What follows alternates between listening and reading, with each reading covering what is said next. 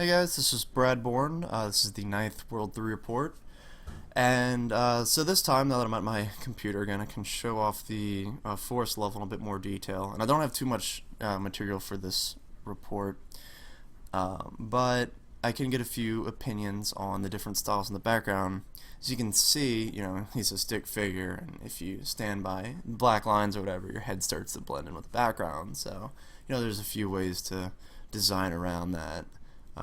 You can see the grass, instead of having a black line, has the light green line, and the trees over here, I was experimenting with a few different styles. You can see some of them in the back still are just black outlines. These have a darker brown here, and over here I'm using a lighter brown, and you can see in the background I'm using more light green over there.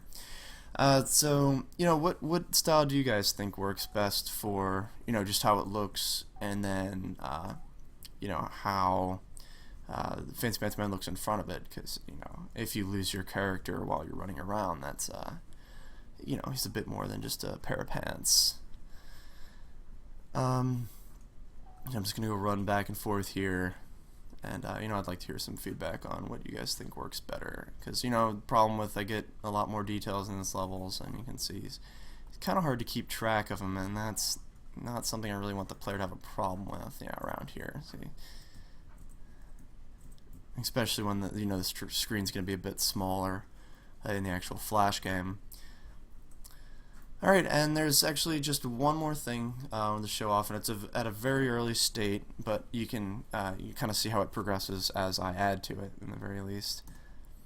So you see the pirate here, and he's got something on his shoulder, and if he goes to attack me, the parrot's going to fly off of his shoulder, and hopefully bring a bit more diversity into the combat, because the only problem I have with it is, in a brawler or something that's isometric, top down fighting game, you have people kind of running around. You have people coming from the front and the back, and you can choose. People can gang up on you, and you have to defend behind you and in front of you, and there's a bit more diversity to the combat when that happens. But in a platformer, you're really just worried about the one guy in front of you. And so my idea is to kind of have the parrot, swooping down on you and forcing you to, rethink your head-on strategy. And so we'll see how that works. You'll be able to see the parrot as it gets, as I work on it a bit more. And there is some other stuff, a lot of the bug fixes and all. And I had to kind of change how I was loading bad guys to get the parrot loading in dynamically like that. So that took up a bit of time, and I hate when that happens, because then there's not really much to show off for it. For the amount of time spent on it, you just see 2 frames of animation and not any of the code that I had to change to get that appearing there.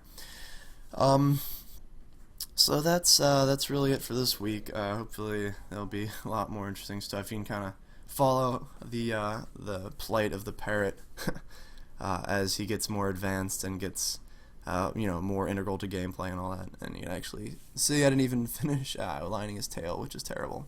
Maybe you didn't even notice that, and I should have pointed that out. Anyway, that's it for this Saturday report. Sorry about that, guys, again. And I'm Brad Borne. Visit the site at bornegames.com. That's BORNE games.com. And I'll see you next week.